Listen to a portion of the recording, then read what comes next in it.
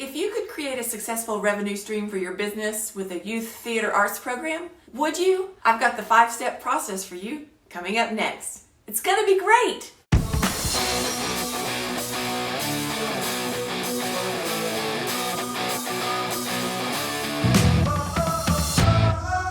So right now we're all feeling the pinch of our world's pandemic. And for you in small business or nonprofits, it's especially stressful. I'm totally right there with you. For us in our after-school theater arts programs, we've pivoted a bit for now. But we're also looking ahead to the fall with hopes and prayers that we'll all be able to gather together again by then. And with the pivot for now, we've also accommodated our customers through online classes.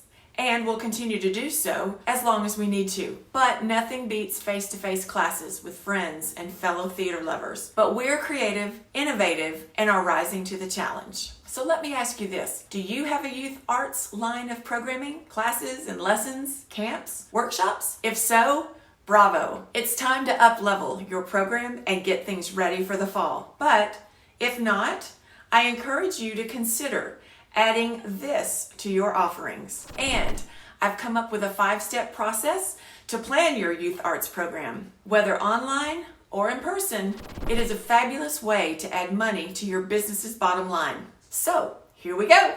Step 1, classes must sound fun. When starting to create your calendar and schedule of classes, I want to challenge you to be creative with the naming of your classes. Acting 101 doesn't sound that exciting, but a night at the improv immediately conjures up something that sounds and looks more fun.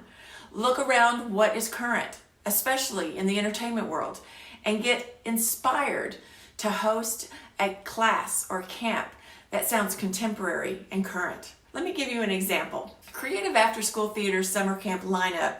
There are a lot of options for summer camp offerings for kids today. So your classes, camps, and workshops must stand out. Here are a few of the camps that we offered over the years. Kid Boss Camp, YouTube 101, Murder Mystery Dinner Theater, Disney Princess Tea Party, 15-minute musical, Making Movies, Zombieland, Making Movies, Harry Potter, Summer of Magic, Girls of Summer, Fashion and Photo Shoot, ready for your close-up? Acting on film. Step 2, the payoff is key. Your classes should contain a performance component. Over the years, I learned that not only was it important for our students to experience and hone performance skills, but the payoff of a performance was also key for the parents of our students. So many times our parents drop their kids off at our classes and don't ever see what's really going on in the classes. Through a performance component, the students get a chance to perform and your parents get to experience the performance or event for themselves. For an online option, create a private Facebook group where students can upload their projects or performances. Get creative when considering an online environment. Now here's a case study. Texas Creative Arts Academy's American Idol class. In this class, we put together an Acting the Song class. Each student worked on 2 different songs during the semester. Now this wasn't traditional vocal coaching as much as it was a stage presence and performance class. At the end of the semester, we had our own Ryan Seacrest MC, as well as our panel of judges. The judges gave honest but positive feedback for each student's performance. Parents and friends were invited to this performance, and it was an overwhelming success, both with the students participating and the audience experience. Step 3, marketing, marketing, marketing. Marketing is key, and getting the word out is essential.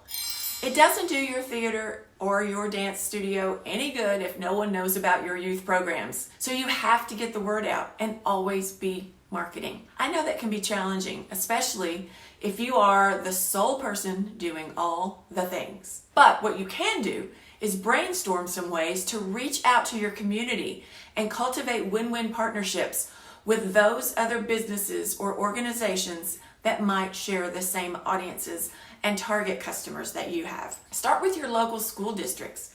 Can you send flyers out in kids' backpacks or upload a digital flyer? Your local school district is the perfect place to start. Cultivate local business partnerships. What local businesses cater to kids and families. Grab a coffee with those in your community and brainstorm some ways that you guys can work together and collaborate. Participate in any local community events.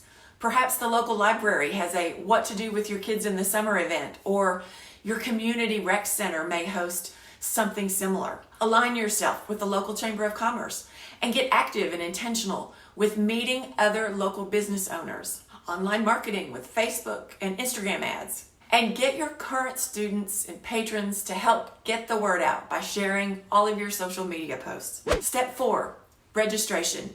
Make it easy. You must make it easy for customers to do business with you. I'm always surprised when I encounter a small business that doesn't offer an online payment option. Yes, while there are merchant fees involved with offering this service for your customers, today's parents are accustomed to shopping online.